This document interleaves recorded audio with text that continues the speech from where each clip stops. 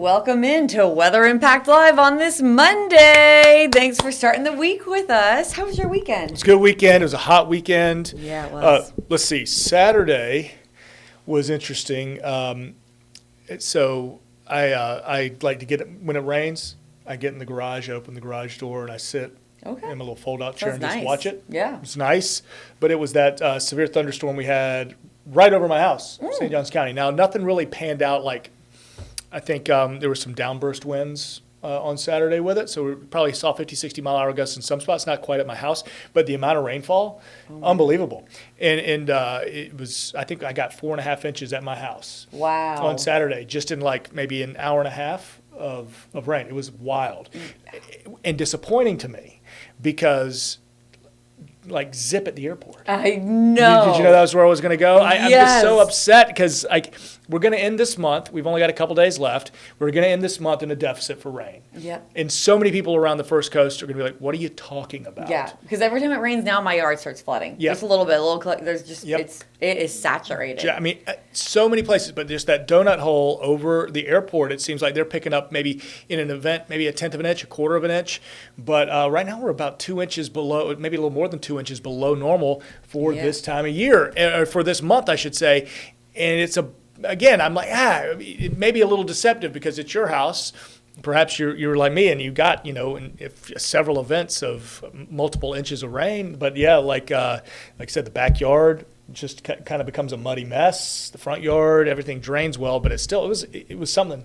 So when you see us talk about, inevitably next month when we talk about, we had a rainfall deficit in June, and you start scratching your head wondering what we're talking about because we've had, it seems like, rain almost every day. Yeah, and I have the graphic pulled up here at the bottom where it talks about rain. So, Okay. So far for the month, below by 2.5 inches, 2.5 inches. And then that means for the year, over 5.5 inches. So, yeah, I was bummed. I was thinking, because we had a nice surplus in May. And now kind of wrapping up the month of June, I was hoping we could maybe stack months. Now, granted, just like I got 4.5 inches at my house in one go-round, that could happen over the airport, I guess, over the next couple of days. Doesn't seem very likely, but it is possible. We'll see. So we'll see. It's not over yet, but not looking great. No. I was driving over the Dames Point Bridge in the most blinding rain on Saturday. That was truly terrifying. Especially the way that all the water comes rushing down on the bridge right before you start going up. You're in that puddle. What did you slow it down to, like 25? Oh, yeah. Everyone was going no more like 10. Truly no one could see. Everyone's terrified because we're way up in the air. Lightning striking the bridge. You felt it. It shook your car. It shook everything. It was so terrifying. Don't love that. No, it was probably one of the worst experiences driving. And it wasn't severe warned at that time. But because of the wind, we didn't have the severe criteria, but that was still a very scary. And sometimes, sometimes, there are specific criteria that have to be met in order for a storm to be called severe, and some of these storms, they may not quite have the wind or the hail or the tornado, but they're bad nonetheless with the blinding rain that can keep you from driving safely or all that lightning. And that was the other story with the storm over my house I was watching from the garage was, oh my God, the lightning just centered up and nothing hit anything, I guess a lot of good cloud to cloud, but I didn't notice any, issues, but man, it was a wild storm Saturday. And then Sunday, the story just heat, and that's kind of become our story today too. Right, heat, and then with the thunderstorms that we do potentially see today as well, and that's why we have weather impact alert also for the potential of strong storms. And I very specifically put in the weather impact alert wording last night when I was working, strong, not severe, because of what you just said. Yeah. We both experienced something scary, a bad storm. Yours was severe warned, mine wasn't, but still impactful. Oh, yeah. And so that's why weather impact alert for strong to severe, even if it doesn't reach that criteria of 58 mile per hour winds, still going to impact you if you get caught under one. Not everyone's going to see rain today, but we are all going to feel the heat. It's brutal, and speaking from experience, just my life yesterday, I was out an extended period of time, and I did the things that I tell people they shouldn't do. You got to live your own life, of course, but felt it, and you get exhausted by it, and you start getting grumpy, and it's like, why am I grumpy? Why am I lightheaded? I truly think I was going through that level of heat exhaustion and again, shouldn't have done it, but did, played a little golf yesterday in the hottest part of the day too. Whew, brutal. So did what I did stay conscious. So I drank a lot of water, and my cool place was Publix. That's a great spot. Great spot. Those stores with all that AC that's blasting, it's always cold in there, so it's a perfect AC spot. Felt a lot better. And then, there's the higher level of the heat stroke that, got to take it seriously. Spend a good portion of your day in some air conditioning because, we've got that heat advisory around the First Coast. We do. All right, so let's talk about that heat. So we'll start with a beautiful look outside at Neptune Beach. Nice. A lot of people do want to head out in this heat, but 91 degrees feels like 100 degrees. And you know what? We're less than a minute away from 11 a.m., so we're about to get another update on these temperatures. Yeah, but look at the winds. Those winds out of the west, it's not doing you any favors. Right? Oh, that's okay. It just a west breeze, kind of that land breeze, and that's what keeps you so warm. You're not getting the cooling relief from the sea breeze. But, I'm looking at those ocean temperatures at, 85, some at 86 now. River temperature right around 88. I looked at that at the Buckman this morning. You're not getting much relief from sea breeze either. Maybe a little bit, but that's still kind of brutal. It is. And so we do have the heat advisory, which means it's a feeling temperature of 108 degrees or hotter. And that is dangerous, like what you experienced yesterday, where our bodies can't cool it. Our body can't cool itself down. We have to help it. We have to stay hydrated. We have to go into the grocery store and get the AC, jump in the car and blast the air conditioning. Yep. All of that. If anything, try to find the shade. But that's almost all of us under that heat advisory. Today, let's take a look at these temperatures. I'm waiting for that 11 a.m. to come in, too, though. So we'll recheck this. This is as of 10:50. Hotter at the beach than it is downtown on the river. And that's not usually the case, considering, you're generally a cooler spot would be out towards Mayport. But, Jacksonville Beach, St. Simons, Fernandina, St. Augustine, all right there at 90 or 91 degrees. So. And then brutal. You add in the humidity, and it's already feeling like 100 degrees in a couple spots. Oh, I see you changed it to Glen St. Mary. I did because smart. I thought it was. We'll see how it does, but most likely a better temperature reading. So far, so good, because we had the McClenny sensor, and no love lost for McClenny.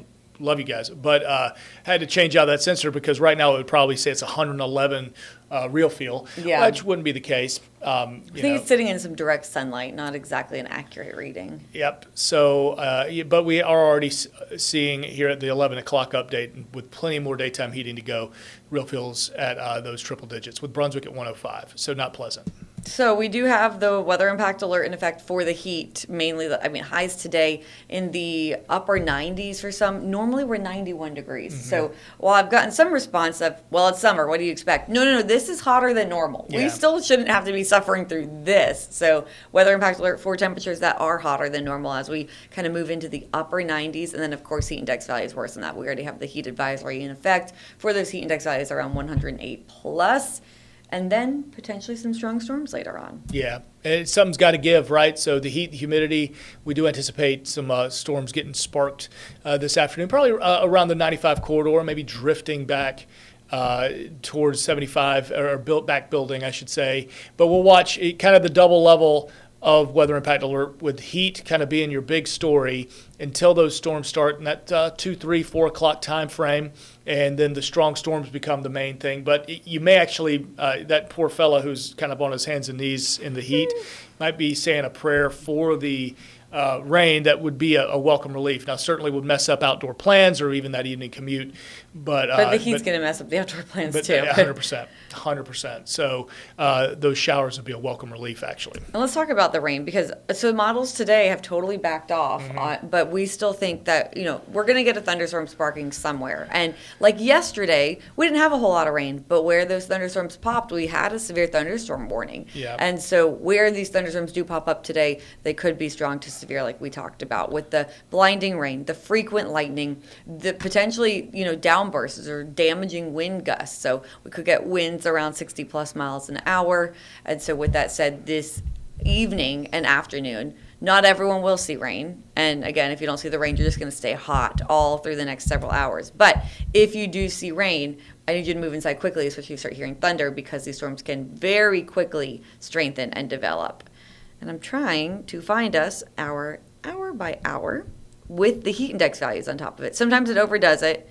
I just had it pulled up. But same story to show you that in the evening hours, it's going to stay feeling a lot hotter than it actually is out there. So notice by 7 p.m., trying to drop down. That's definitely counting for some rain. That's a big drop between 5 and 7. But still, 5 p.m., all right, evening time, driving home still feels like 102 degrees out there. So if you don't see the rain, you're going to stay with that heat through the rest of your evening hours while you're eating dinner, still feeling like the 90s. We saw that last night. Yeah. And the part of the evening story, I know most of us asleep by midnight, 1 a.m., but the air conditions are running. Those air temperatures still in the upper 70s, even as you're waking up on a Tuesday morning. I think as we kind of look ahead, as we see our morning low still very, very warm, maybe a bit of an improvement, as we get to Tuesday, as far as your temperatures are concerned, right? So the winds shift a bit. We're going to get kind of a northeast wind going for our day on Tuesday. Seems very likely, and that helps us out, certainly, with our temperatures. And that storm shift to the west, all thanks to kind of a northeast wind that winds out and drives things back towards 75 in the Big Bend. All right, let's talk about the tropics. Okay, let's do it. Yeah, this has been interesting to watch. National Hurricane Center's come back off this kind of area here, which is encouraging, right? So we had seen this yellow hatched area at 20% favorable development, which is still a low chance. What's happening, you've got kind of a little front, little low that's going to develop off the coast of the Carolinas there, and modeling doing a pretty decent job, pretty consistent job between whatever global model you pick. GFS, surprisingly, the American model has backed way off, and that's usually the one that's spitting out crazy results and resolutions, but that's even more promising. We're like, all right, even that one says, backing off. Very broad area of low pressure, not seeing a very impressive quick drops in pressure either from whether you're looking at Euro or even some of the AI modeling, which earlier in this was painting a more bleak picture perhaps of something kind of maybe a depression developing. Could perhaps get yourselves a tropical depression going, but modeling again suggesting it dissipates and falls apart. So with that in mind, as we look out towards sort of the middle and end of the week, we got the 4th of July holiday. I'm not too worried about any tropical impacts, at least for the holiday. Maybe some higher rip current risks, depending on what happens out there, but that would be it. We're not going to experience likely any sort of tropical depression type weather. So no impacts, except for perhaps maybe a higher rip current risk on the first coast. So you mentioned it, the 4th of July. Looks more of like almost, so I won't say exactly typical summer like forecast, but because the heat is actually hotter than normal, again, for the 4th of July. Yeah, a couple degrees above, just a few degrees, but that's when we really kick off with the dog days of summer, and it'll be feeling like it. But it's the question that we get every year, 4th of July, is it going to rain on the fireworks? And, of course, they do fireworks well after, the sun's gone down, got to get good and dark. Usually by that point, we've lost a little bit of daytime heating, a little bit of dynamics, and things look better. Now, will it rain over the weekend? Looks like we're sticking with those kind of summer pattern afternoon showers and storms, and kind of something that we've been getting used to here over the last few weeks too. Yeah, so we're actually going to be a little bit drier likely before we even reach that weekend. Yes. So today we'll have some big thunderstorms around, but again, not everyone's seeing the rain.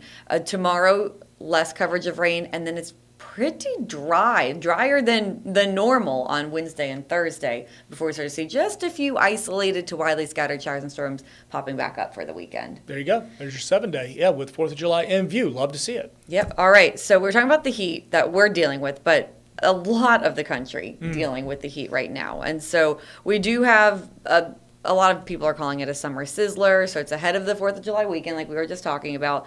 This huge section of the country, as you can see already right here, just with all the heat alerts in effect, they're bracing for this excessive heat. Well, some of us here are used to it. A lot of our friends up north, not ready for that heat wave. Yep. And so, for instance, Chicago, New York, could feel like over 100 degrees. Well, again, here we're like, summer day. Right.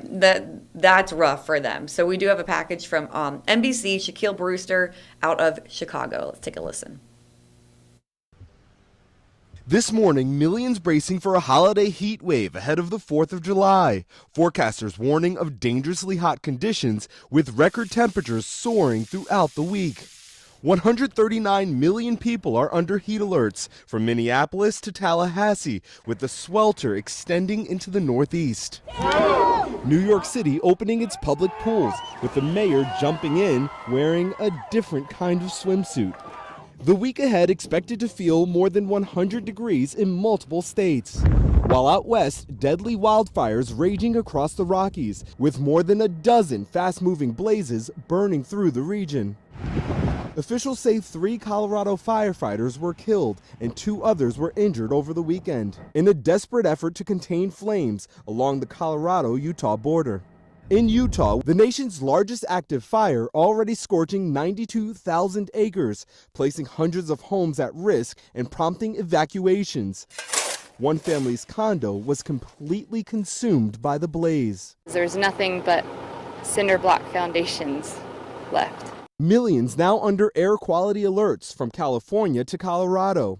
It comes as search and rescues are still underway in Kentucky, where catastrophic flash flooding overwhelmed the state over the weekend, killing at least 4 people and prompting dozens of water rescues.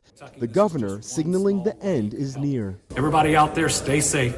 The rain is just about done in all of Kentucky, and then we will dig out. And we're going to talk more about Kentucky in a little bit, too. But I wanted to keep it here in the state of Florida next. Did you know that? Tornadoes, Southwest Florida? right? Yeah, had the tornadoes. So we have some video for you. The National Weather Service did confirm that a tornado touched down in Southwest Florida. This was in North Fort Myers on Sunday evening. So it was an EF0 tornado, estimated winds of 65 miles per hour. It briefly touched down just after 5 p.m. yesterday. The storm damaged at least 2 mobile homes. It lifted nearly 2/3 of the roof off of one of those, and it damaged the porch of another. But no injuries have been reported as crews continue to assess all this damage. Yikes. Yeah. Brutal. And, thinking about, I'm going back to the heat for a second. Mm-hmm. And, different, when we see heat advisories or extreme heat watches and warnings, things like that, different parameters for different parts of the country. Right. So like where we have, 108 is kind of our parameter here, a little bit different for South Florida. And then obviously going to be different for parts of the upper Midwest, Mississippi River Valley, things like that, what people are used to. And when it comes to the tornado risk, we've seen a couple of spin-ups, but it's really the downdraft, downburst kind of quick 50, 60 mile an hour gusts that we can get that can do just as much damage. We've had storms just this past week where you were getting, we had power outages for a good bit of the First Coast as well, because tree limbs coming down and stuff like that. Just so much potential energy kind of built up when we get the heat and humidity like we do. Now, we do need several other factors. Heat and humidity is not enough. You also have to have a good bit of precipitable water in the middle and upper levels of the atmosphere to create a little more rain. You got to have a spark. You're going to have either a sea breeze or a front or something that comes in an outflow from another storm that can kind of start a domino effect. So we'll see what becomes the original trigger today. And but some of those parameters are certainly in place. And so speaking of rain and needing the moisture in the atmosphere, who really needs moisture in the atmosphere? Washington. There's the Columbia River Gorge wildfire. Oh. Columbia River Gorge is beautiful. Never been. Never been. No. I have a lot of family out there, but it's beautiful.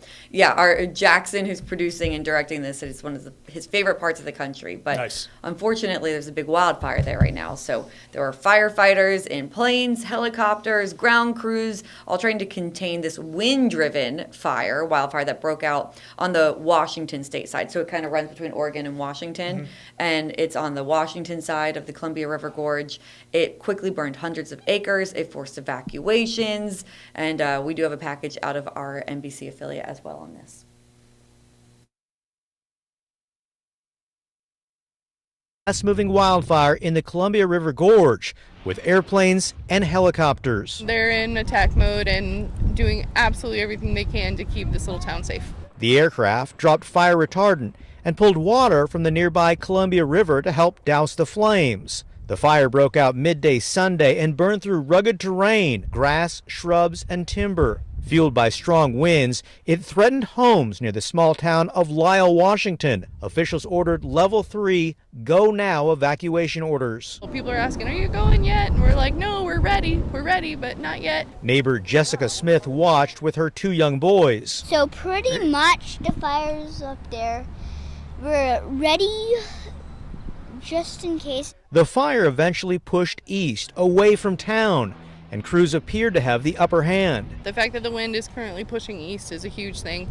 And then the fact that you can even see the foot crews that are up there right now. Neighbors in the gorge have been through this before. They know the risk and know to be prepared. Just putting sprinklers out to make sure everything gets wet, because when we've had fires before, even if they're not right upon us, there's still like ash that will come down and there could be potentially spot fires. It's not clear what started this wildfire, but fire bosses jumped on it early, hoping to keep it contained and keep it away from this small town. Yeah. How big did they say it was? I missed it. Were we was- talking about like 30,000 acres? Yeah, I missed the exact, because we were Okay. chatting about the We were the talking gorge. about Idaho and the gorge. And I it's wanted so- to go. Yeah, you really do. It's such a beautiful part of the country. Awesome hikes there too. You can find little waterfalls in the area and hike through the water. Oh my gosh, I just love that area. It's gorgeous. I'll take a waterfall shower. I want to try it one day.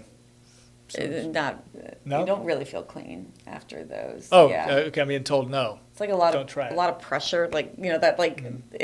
No, Nah. not great. So you've And done it's it. cold. Interesting. And it's cold. Yeah. I didn't do it in Washington or Oregon. I actually did it in New Zealand Oh, yeah. on a study abroad trip. Nice We didn't flex. feel very clean still after. We were Won't camping. brag. So Oh dear. okay.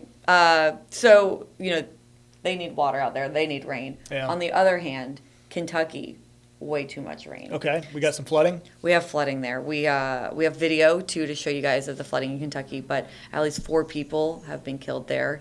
The rescue teams are still searching right now for survivors. Torrential rain has unleashed the flash flooding across Kentucky.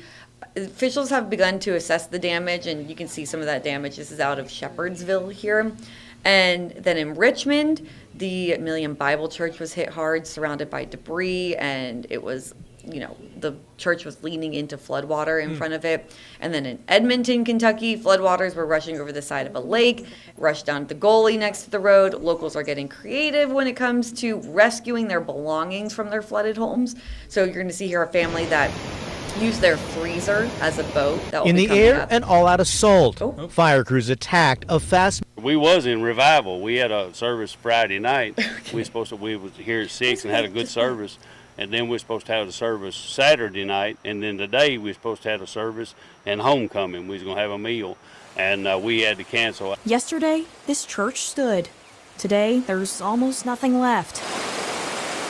As floodwaters tore through Madison County, Million Church was washed away. It was bad. Because I tried to come down and check it, and I couldn't even make it halfway down here. And by the time I turned around and went back, I was getting in pretty bad shape myself, rain-wise, on the creek. Instead of waking up and getting ready for church Sunday morning, members woke up to devastation. A couple hours later, a guy called me and said your church is gone, and it was just kind of devastating. But, I thank the Lord that nobody was here. But while walking through the rubble, members started finding pieces of what remained: pews, music, and a photo.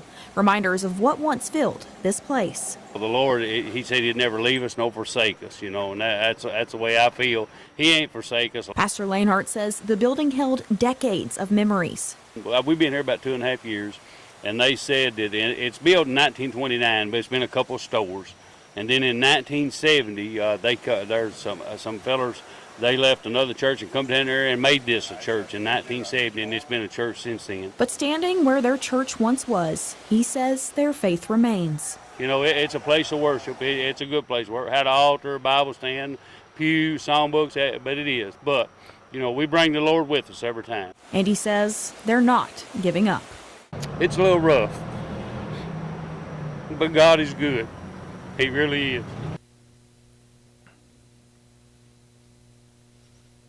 Hold on to faith through all that. That's strong, but dealing with a lot, obviously. good perspective, as long as everybody within the church is doing okay at this point. But some rebuilding to do there for sure. Yeah. All right, we only have a couple minutes left here, so want to wrap it up with another look at all the heat. Yeah, We're definitely. dealing with today. You'll see on your screen here, heat advisory in effect for most of the First Coast. And okay, so Waycross not highlighted under this heat advisory, but it's still going to be dangerously hot there as well. Yep. Limit outdoor, activities. If you have to be doing yard work or something outdoor, you just take your breaks. Take it from me. It'll hit you like a sack of bricks real fast.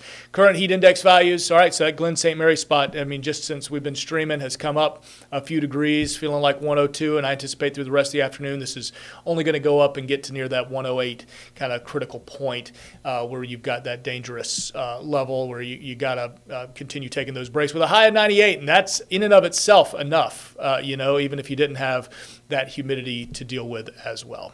And then, as mentioned, if you don't get the rain later on today, you're going to be staying hot. So through the evening, slowly dropping out of the 90s. Feels like temperatures still in the hundreds. Yesterday at 6:30 in the newscast, we still had multiple spots that felt like 100 to 105 even in places.